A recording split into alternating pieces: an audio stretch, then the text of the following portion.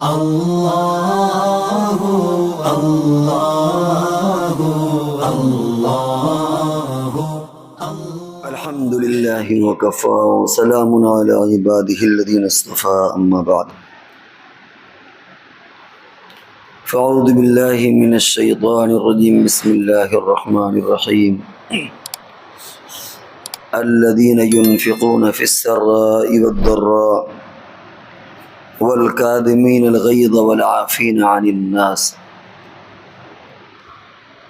صدق اللہ العظیم وقال رسول اللہ صلی اللہ علیہ وسلم لیس الشدید بالسرعة انما الشدید الذی یملک نفسه عند الغضب۔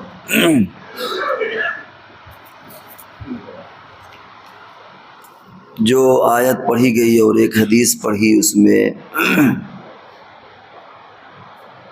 اس بات کو بیان کیا گیا ہے کہ غصہ انسان کے اندر بہت زیادہ تباہی لاتا ہے۔ چنانچہ اللہ رب العزت نے اس بات کی تعریف کی ہے کہ جو لوگ غصے کو پی جاتے ہیں، والکاظمین الغیظ، جو لوگ غصے کو پی جاتے ہیں، غصے کا گھونٹ برداشت کر لیتے ہیں، والعافین عن الناس، اور لوگوں کو معاف کر دیتے ہیں، ان اللہ یحب المحسنین، اللہ تعالیٰ اچھے کام کرنے والوں کو پسند کرتا ہے۔ اور رسول اللہ صلی اللہ علیہ وسلم نے فرمایا کہ لیست شدید بالسرعہ، کہ بہادر انسان، طاقتور انسان اور وہ بہادر انسان وہ نہیں ہے جو اپنے مد مقابل کو پٹخنی دے دے، اسے چت کر دے، بلکہ اصل میں بہادر انسان وہ ہے کہ جو اپنے نفس پر قابو رکھے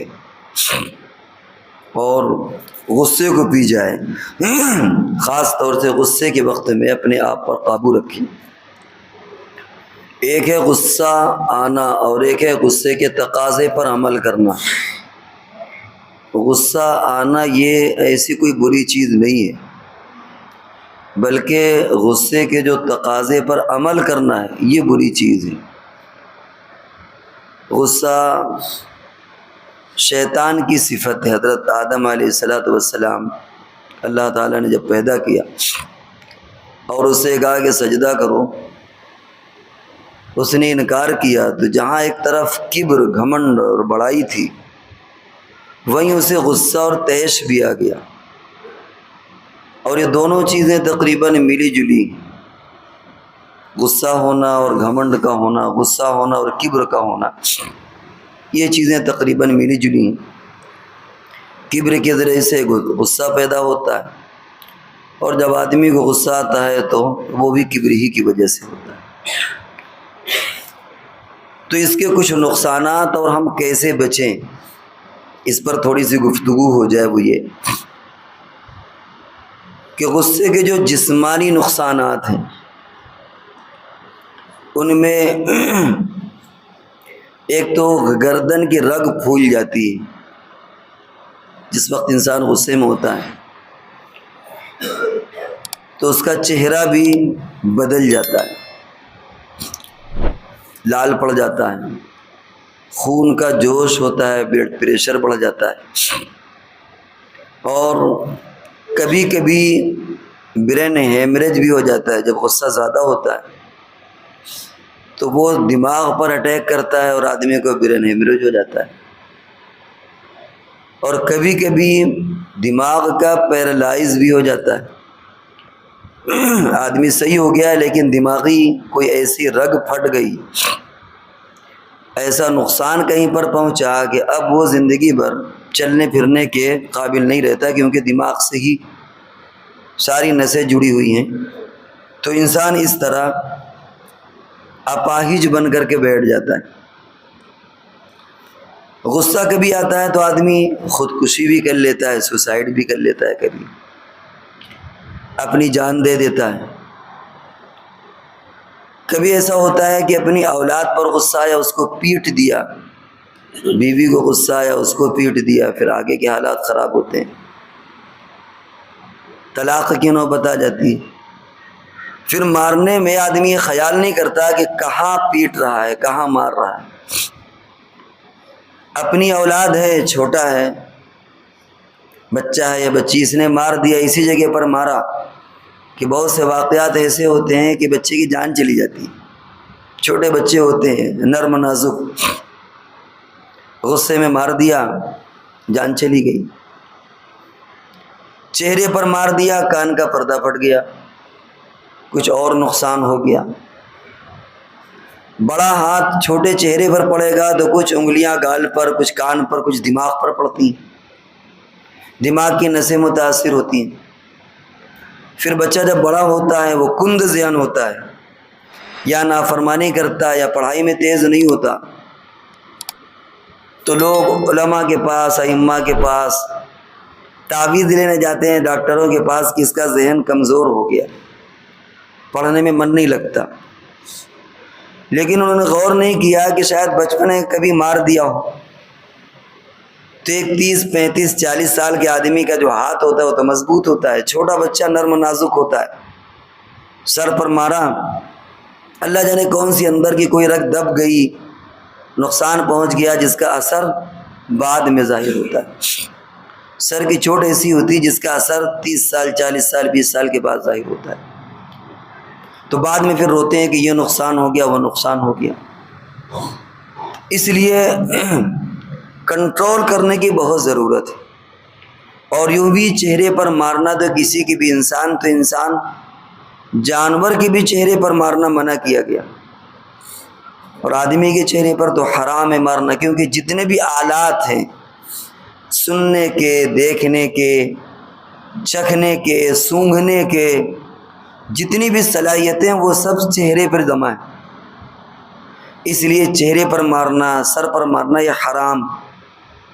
لیکن آدمی کو جب غصہ آتا ہے تو وہ یہ نہیں دیکھتا کہ ہمارا ہاتھ کہاں پڑ رہا ہے، اور آدمی کبھی اپنا نقصان کر لیتا ہے۔ تو اس لیے ہمیں غصے سے، اتنی ناسور چیز ہے، اس سے اپنے آپ کو بچانے کی ضرورت ہے۔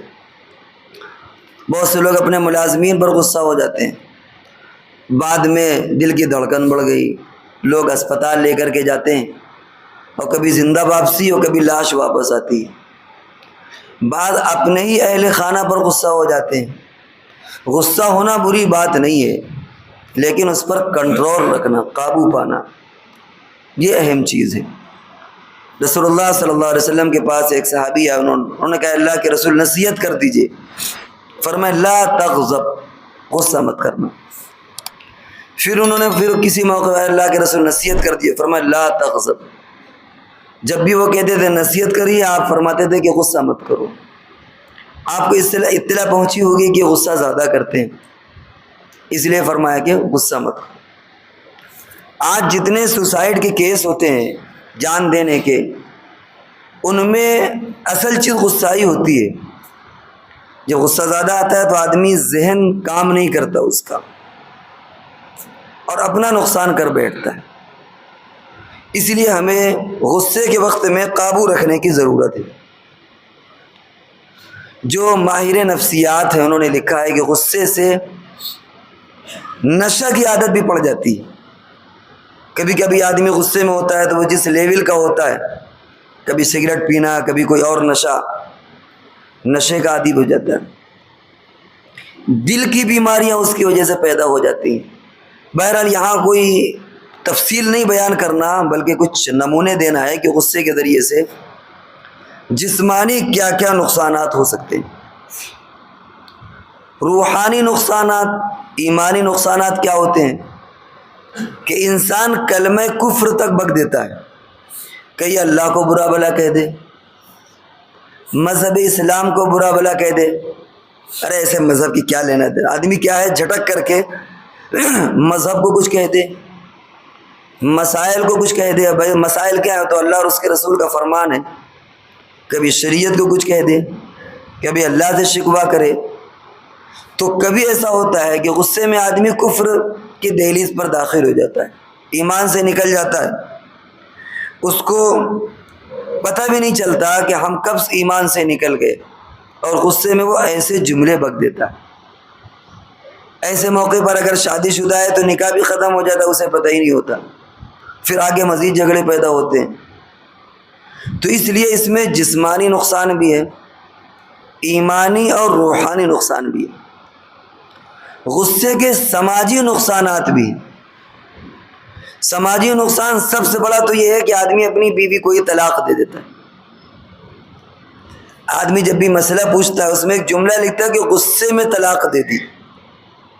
اب کوئی یہ پوچھے کہ کیا طلاق بھی کوئی ایسی چیز ہے جو آدمی خوشی میں دیتا ہے کہ بہت خوش ہو اور طلاق دے دے؟ بھئی طلاق تو دیتا ہی غصے میں، لیکن آدمی کو کنٹرول کرنا چاہیے۔ تو سب سے بڑا سماجی نقصان تو یہ ہوتا ہے۔ اب ہو سکتا ہے کہ شادی کے عرصہ گزر گیا ہو، بعد بوڑھے لوگ طلاق دے دیتے ہیں، 55 سال 60 سال، ناتی پوتے والے 65 سال طلاق دیے پڑے۔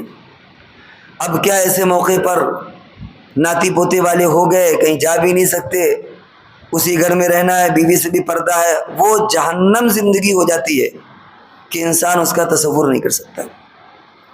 بسا اوقات انسان غصے میں نہ جانے کیا کیا اندر چیزیں کہہ لیتا ہے، کبھی تنہائی میں طلاق دے لیتا ہے اور وہ طلاق پڑ جاتی ہے، کسی سے بتاتا نہیں وہ، اور اس طرح زندگی بھر حرام کاریاں ہوتی ہیں۔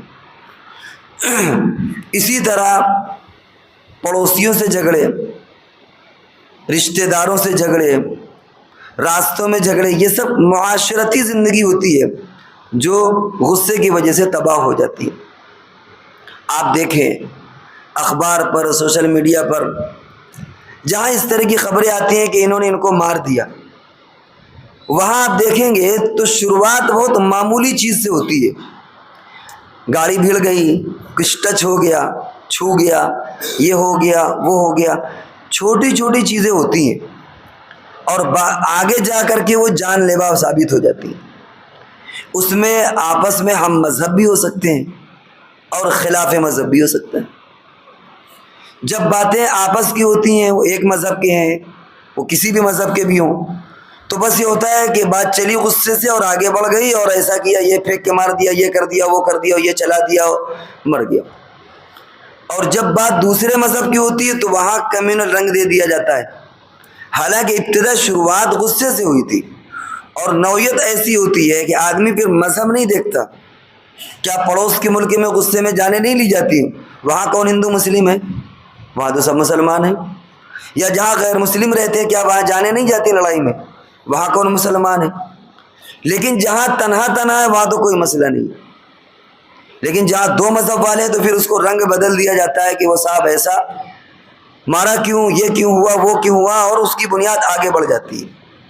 ٹرین پر سیٹ میں بیٹھنے پر جھگڑے، اوپر نیچے پر، دائیں بائیں پر، کھڑکی پر کون بیٹھے گا، یہاں کون بیٹھے گا، چڑھنے میں جھگڑے، بس میں سوار ہونے میں جھگڑے، ٹکٹ لینے میں لائن لگنے میں جھگڑے، یہ سارے جھگڑے کی بنیاد مذہب نہیں ہوتی، یہ سب ہوتے ہیں ابتداً چھوٹی چیزیں ہوتی ہیں، اور جہاں ایک نے کسی نے کہا دوسرے نے اور گرمی، تیسرے نے اور گرمی، اور وہ جو شیطان کا کام ہے وہ کام شروع ہو جاتا ہے۔ تو یہ سب معاشرتی ایسے جھگڑے ہوتے ہیں جس کی وجہ سے انسان کو بڑا نقصان اٹھانا پڑتا ہے۔ یوں سمجھ لیجئے کہ غصہ ایک ایسی تباہ کن چیز ہے، اتنی منحوس چیز ہے کہ حق اور باطل کا فرق ختم ہو جاتا ہے، صحیح اور غلط کا فرق ختم ہو جاتا ہے، انسان فیصلہ کرنے کی صلاحیت میں نہیں رہتا، انسان پھر فیصلہ نہیں کر سکتا، اتنی اس کے اندر استعداد نہیں ہوتی کہ وہ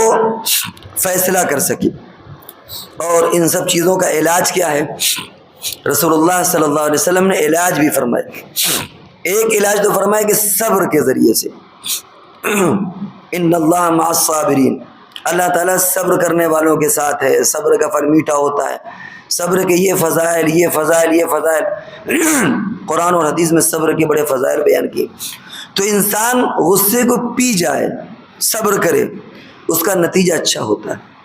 لوگ کہتے ہیں تجربے کار لوگوں نے کہ جب بھی غصہ ہو فوری طور پر اس کے تقاضے پر عمل نہ کرے، کچھ انتظار کر لے۔ رسول اللہ صلی اللہ علیہ وسلم نے یہ فرمایا کہ تم کیا کرو، اگر غصہ آئے کھڑے ہو تو بیٹھ جاؤ، بیٹھے ہو تو لیٹ جاؤ، گھر میں ہو تو باہر چلے جاؤ، وضو کر لو، منہ پر پانی ڈال لو، غسل کر لو، یہ سب وہ چیزیں ہیں کہ جو ہمارے اس کے خون کے فوران کو ختم کرتے ہیں، جوش کو ختم کرتے ہیں۔ آپ تھوڑا سا پیچھے ہٹ جائیں، اپنی موت کو خیال کریں، اور اپنی پیدائش کو اور اپنی کمیوں کو، تین چیزوں کا خیال رکھیں۔ ایک تو یہ کہ ہم ایک منی کے قطرے سے پیدا ہیں، ایک گندی چیز سے، ناپاک چیز سے پیدا ہیں۔ جس راستے سے آئے وہ بھی کوئی راستہ اتنا صاف ستھرا نہیں ہے۔ کیا ہماری ولادت ہوئی، اور مرنے کے بعد ہمارے جسم یہ خوراک بنے گی، کیڑے مکوڑوں کی خوراک ہے، یہ گلے گا، سڑے گا، بدبو پیدا ہوگی، اس بدبو کے ذریعے سے کیڑے مکوڑے آئیں گے اور ہمارے جسم کو چٹ کر جائیں گے، اور ہم گناہوں کا پتلا ہیں، گناہوں کا مجموعہ ہے، ہمارے اندر یہ خامیاں ہیں، یہ کمیاں ہیں۔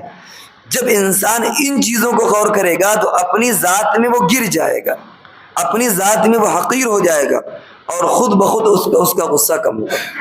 تو رسول اللہ صلی اللہ علیہ وسلم نے فرمایا کہ تعوذ پڑھ لیجئے، اعوذ باللہ من الشیطان الرجیم، یہ پڑھ لیجئے، وضو کر لیجئے، غسل کر لیجئے، وہاں سے چلے جائیے، تکرار سے بچیے۔ بہت سے لوگ تکرار کرتے ہیں، اس تکرار سے بچیے۔ کبھی کبھی شیطان اتنا ہوشیار ہے کہ وہ کبھی کبھی ہمیں غصہ اس انداز میں دلاتا ہے کہ ہم اسے بڑا فخر سمجھتے ہیں، حالانکہ وہ ہوتی ہے کمزوری اور شیطان کی چال۔ جیسے کیا؟ آدمی کہتا ہے ہم تو منہ پر کہہ دیتے ہیں، ہم تو بہت کھرے ہیں، ہم تو لگی چپڑی بات نہیں کرتے، ہم تو ایسے، ہم تو، یہ سب شیطان کا اثر ہے جو انسان کو اندر اندر اس بات پر آمادہ کرتا ہے کہ تمہارے اندر بڑی اچھی صفت ہے، تم تو منہ پر کہہ دیتے ہو، تم بہت کھری بات کہہ دیتے ہو، تمہارے اندر یہ، حالانکہ یہ سب شیطان کے ہتھ کنڈے ہوتے ہیں، شیطان کی چال ہوتی ہے۔ کیا ضرورت ہے کہ آپ کھری بات کہیں؟ ہر کھری بات کہنے کی نہیں ہوتی، اور ہر موقع پر ہر بات نہیں کہی جاتی۔ کیا ضرورت ہے آپ منہ پر کہیں؟ آپ پیٹھ پیچھے بھی سمجھا سکتے ہیں۔ تو یہ جو بات آتی ہے کہ میں منہ پر کہہ دیتا ہوں، میں کھری بات کہتا ہوں، میں ایسا کہتا ہوں، اور میرا یہ سب شیطان کی وہ چالیں ہیں جس کے ذریعے سے اس نے ہمیں کھلونا بنا دیا، اور ہم اندر اندر یہ خوش ہوتے ہیں کہ ہمارے اندر یہ اچھی صفت ہے، ہم تو بہت کھرے انسان ہیں، ہم تو لوگوں کے منہ پر کہہ دیتے ہیں، ہم تو لگی چپڑی نہیں رکھتے، ہم تو ایسا کر دیتے ہیں، ہم تو ایسا، اور اندر اندر انسان سوچتا ہے کہ میرے اندر یہ اچھے اوصاف ہیں، حالانکہ یہ سب شیطان کی چالیں ہوتی ہیں۔ ہر کھری بات کہنے کی نہیں ہوتی، ہر موقع پر بات کہنے کی نہیں ہوتی، ہر موقع، ہر چیز کا ایک اپنا موقع اور محل ہوتا ہے۔ آپ اس بات کو ٹھڈی پر ہاتھ لگا کر بعد میں بھی کہہ سکتے ہیں، ہر صحیح بات ہر موقع پر کہنے کی نہیں ہوتی۔ تو کبھی کبھی انسان ایسا ہوتا ہے کہ وہ ان تمام چیزوں کی طرف، یعنی وہ انسان کو دھوکہ دلاتا ہے، اور آدمی یہ سمجھتا ہے کہ شاید ہمارے اندر یہ خوبیاں، حالانکہ وہ شیطان کا ٹول سے ہے، یہ شیطان کے آلے جس کے ذریعے سے انسان جھگڑا کرا دیتا ہے۔ اب آپ نے کوئی کھری بات کہہ دی، لیجیے صاحب اس نے بھی کہی، جھگڑا ہو گیا۔ ہر بات ہر موقع کی نہیں تھی، آپ نے وہ بات کہہ دی، کڑوی بات، آپ کو ہم کڑوی، چاہے ہم صحیح بولتے چاہے کڑوی ہو، بھائی ہر موقع پر ہر بات نہیں ہوتی۔ آپ حدیث دیکھیں، رسول اللہ صلی اللہ علیہ وسلم نے فرمایا کہ ایسا جھوٹ اس سچ سے افضل ہے جس سچ سے جھگڑے پیدا ہو رہے ہیں۔ کیا مطلب ہے اس کا؟ آپ نے فرمایا کہ ایسا جھوٹ اس سچ سے بہتر ہے جس سچ سے جھگڑے ہو۔ اس میں آپ نے یہی بات کہی ہے کہ ہر سچی بات ہر موقع کی نہیں ہوتی، ہر کھری بات ہر موقع کی نہیں ہوتی، لہذا اپنے موقع پر کہ ہم ایسے ہیں اور ایسے، ہم کھری بات کہتے ہیں، ہم لگی چپڑی نہیں کہتے، ہم تو صحیح بات کہتے ہیں، ہم تو منہ پر کہہ دیتے ہیں، ہم پیٹھ پیچھے کا نہیں رکھتے، یہ سب چیزیں شیطان کے ہتھ کنڈے اور ٹولز ہیں جس کے ذریعے سے وہ ہمیں کھلونا بناتا ہے۔ پھر ہو سکتا ہے کہ انسان ہمارے شر سے بچنے کے لیے دب جائے، ہمارے شر سے بچنے کے لیے، ہمارے مزاج سے دبنے کے لیے وہ نہ بولے، لیکن پیٹھ پیچھے وہ تبصرہ کرتا ہے کہ فلانے ایسے ہیں اور فلانے ایسے ہیں۔ اور یاد رکھیں کہ اصل انسان کا کمال یہ ہے کہ پیٹھ پیچھے لوگ اس کی فضیلت بیان کریں۔ کسی سے شر سے بچنے کے لیے، کسی کی بدزبانی سے بچنے کے لیے اگر انسان اس کی تعریف کر دے، وہ کوئی تعریف نہیں، وہ تو دباؤ میں ہوتی ہے۔ اصل انسان کی خوبی ہے کہ انسان اس کا پیٹھ پیچھے اچھا تذکرہ کرے۔